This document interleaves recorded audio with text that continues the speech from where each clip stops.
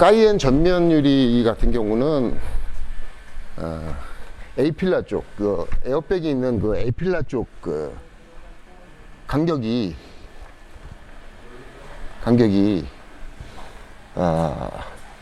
구형차보다는 이 신형차가 간격이 더 좁아졌어요. 거의 점박이 끝선이 심각할 정도로 들어가지가 않아요. 공간이 없어요.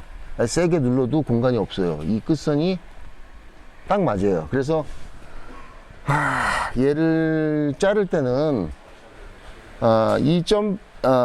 외부에서 재단된 그 사이즈가 내부로 들어가면 더 좁아져요. 왜냐하면 유리 두께 때문에 외부 유리의 외경과 내경이 면적이 다르다는 거예요. 미세하게. 그게 실제 또 이면지를 벗겨서 스퀴징을 하게 되면 또 1mm 늘어나요.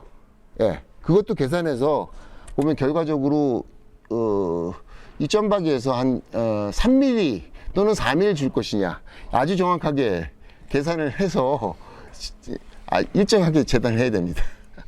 그렇지 않으면 여기 다 그냥 조금이라도 크면은 뜨고요. 모자라면 여기 틈이 다 보여요.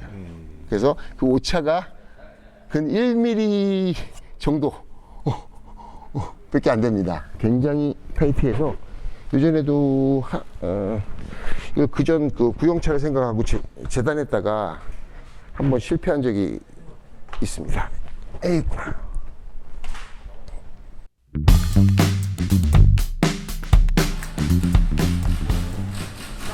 점박이가 보면은 하나, 둘, 한 줄, 두 줄, 세 줄, 네 줄, 다섯 줄이 있어요. 점박이 층이.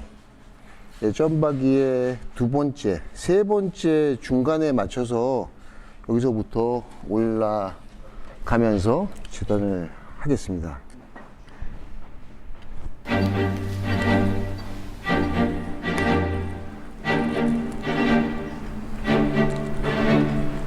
와, 안 보인다. 됐어. 자.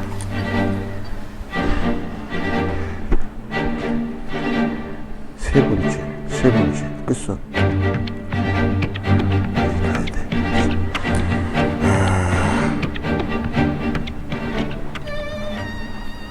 우후, 너무 들어왔어.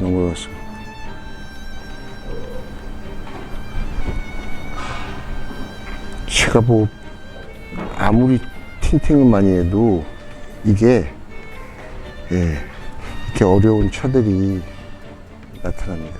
한 번씩.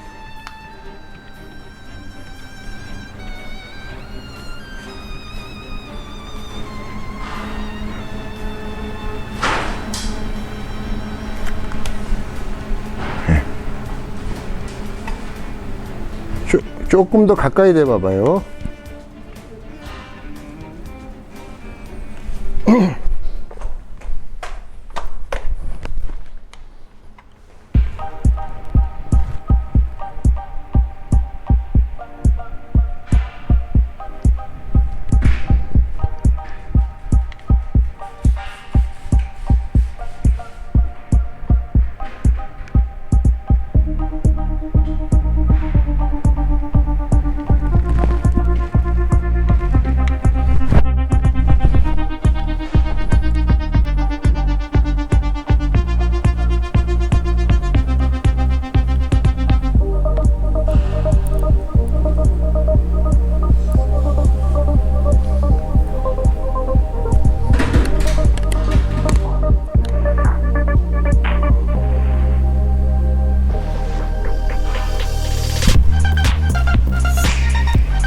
안 보인다. 그렇게 해야 돼.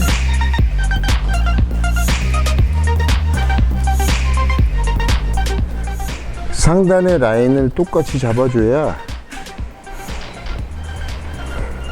이 사이드 쪽에 재단한 게 조금 안 맞았을 때, 조금 내리거나 올렸을 때 이 상단의 간격만 갖고도 하단에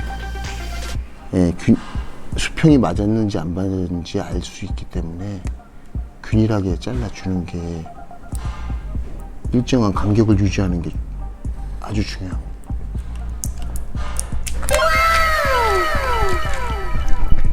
이거 영상 촬영해갖고 고객분들이 내가 다 해달라고 하면은 너무 제가 힘들어지고 일을 할 수 없겠죠. 참고로다 저는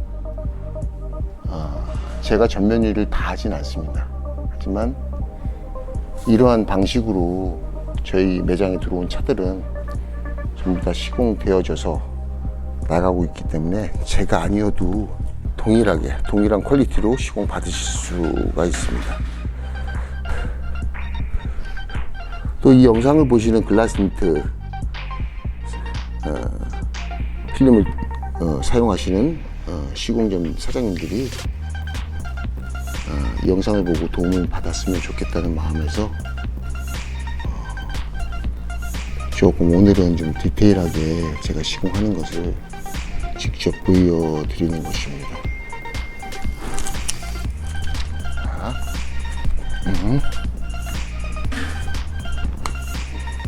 점박이, 이쪽 점박이에서 세 번째 하단. 이거 많이 자르시다 보면은 그 라인이 자처럼 이렇게 보여요. 그 라인이. 많이 해보신 분들은 아시죠? 와. 움직이면 안 돼. 가만히 있어야 돼.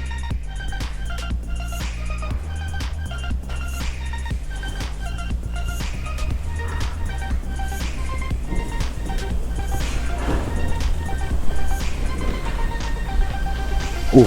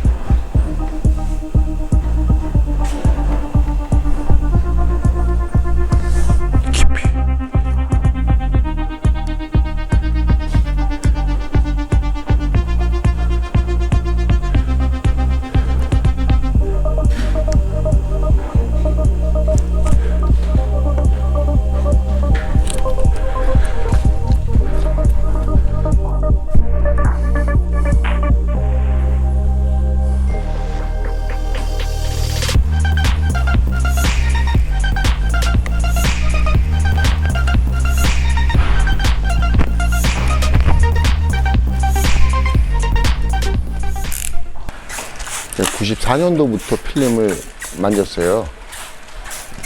94년도니까 지금 27년 됐나요? 26년 됐나요?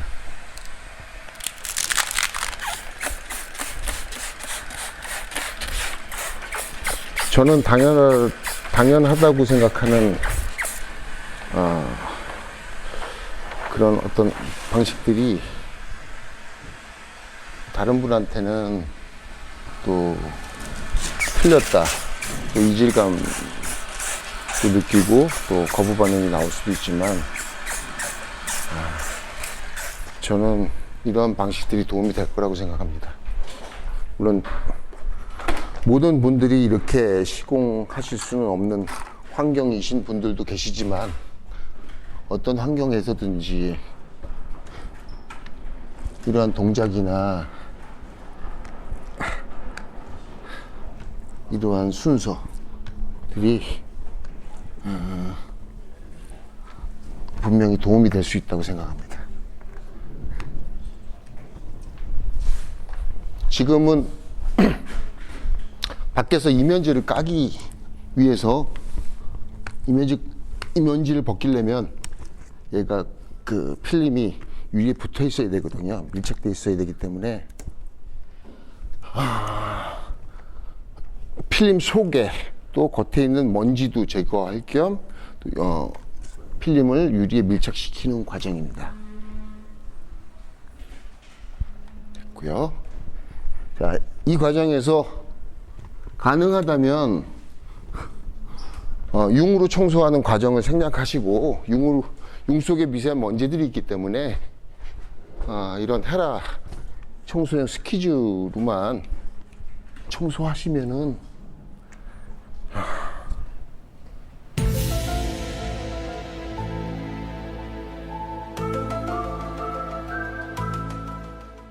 올가라는 거고요.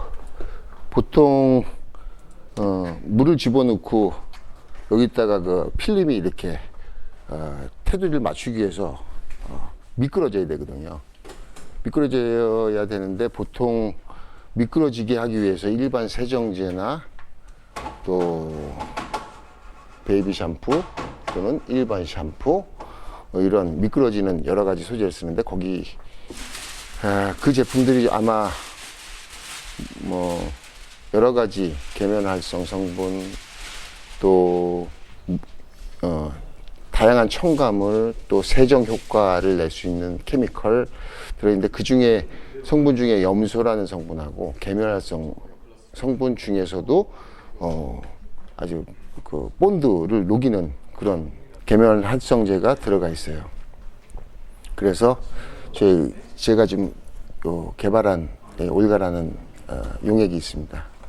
요거는 이제 일단 계면활성제이긴 하지만 미끄러지는 성분에 포커스를 맞추고 물에 들어갔을 때 물에 잔유물이 시공 후에 잔유물이 남지 않게 분해되게 물에 녹게 스퀴징한 다음에도 그 잔유물이 있으면 그 안에 포함이 돼 있어서 걔가 자외선 받으면서 어떤 역할을 해요. 화학적인 빨리 발하게 만든다거나 또 본드가 미세하게 녹아내리게 하는 현상이 3개월, 6개월, 5년 지나면서 역할을 합니다.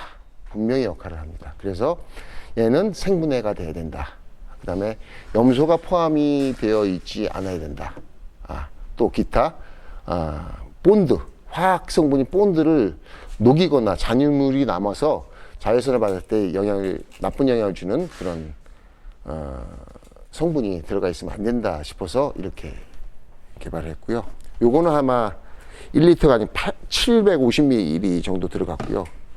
이 펌프로 차마다 다 다릅니다. 또 포르쉐 까이엔 같은 차는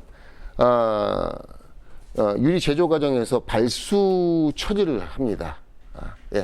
그 발수 처리가 많이 돼 있어요. 그러니까 발수 처리가 많이 돼 있으면 필름 그 슬리머를 탄 다음에 이거를 움직이는 과정에서 얘가 뻑뻑뻑뻑 하고 움직이지 않겠죠. 그래서 조금 더 많이 탄다는 거. 두 번째는 아까 영상 속에서 못 보셨지만 저 안에 그런 성분을 닦아주는 유막 처리를 했습니다. 유막 처리를 하는데 보통 유막 처리에 대해서 또 1시간 할 거 있어요. 나중에 한번 보여드릴게요. 이게 일반적인 유막 처리 젤을 쓰시면 안 되는 거고요. 그다음에 가루가 남아서도 안 되는 거고. 사서 쓰시기에 이 말통 하나면 되게 많이 쓰시거든요. 한 번 쓸 때 25mm에서 50mm까지 유리에 따라서 다르게 했습니다. 자, 한 번, 두 번, 세 번, 네 번, 다섯 번, 6번 정도 들어갑니다. 750ml에 6번 정도 들어갔고요. 이 차는 차마다 이렇게 많이 넣으실 필요는 없어요. 측면은 2번만 넣어도 돼요. 2번에서 2번 반 정도만 넣으셔도 시공하시는데 전혀 문제가 없습니다. 얘를 한 번에 뺏기면은 미세하게 바람도 타고요. 이렇게 천천히 벗기시면서 물을 뿌리면은 이면지를 벗기는 과정에서 생기는 정전기 때문에 먼지가 유입될 수 있는 가능성을 좀 줄여주겠죠.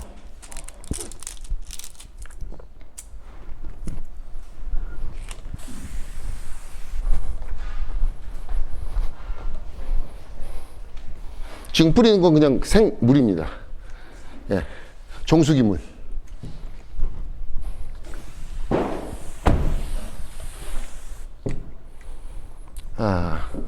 공기 중에 보이지 않는 먼지들이 상당히 많아요.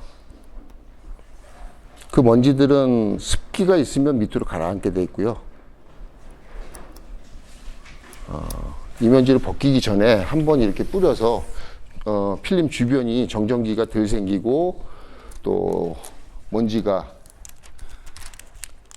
유입되지 않도록 뿌려주는 겁니다. 그러면 이 작업장이 현장이나 이런 데서 하는 거랑 확실히 퀄리티 차이가 나겠네요. 작업장이 번잡하고 너무 많은 사람들이 왔다 갔다 하면서 공기가 자꾸 흐르면은요, 먼지를 컨트롤 할 수 있는 방법이 많지는 않습니다. 적어지게 되고, 그래서 조금 차를 아주 많이 들여놓고서는 많은 작업자들이 작업하는 것보다는 아마 좀 먼지가 덜 날 수 있는 환경 만들어 주는 게 중요하다고 생각합니다.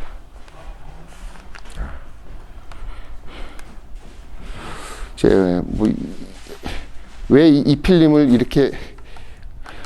이렇게 마세요라고 하실 수 있지만,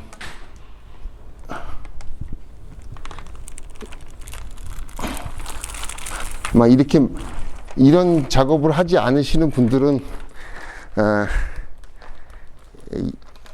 이 방법이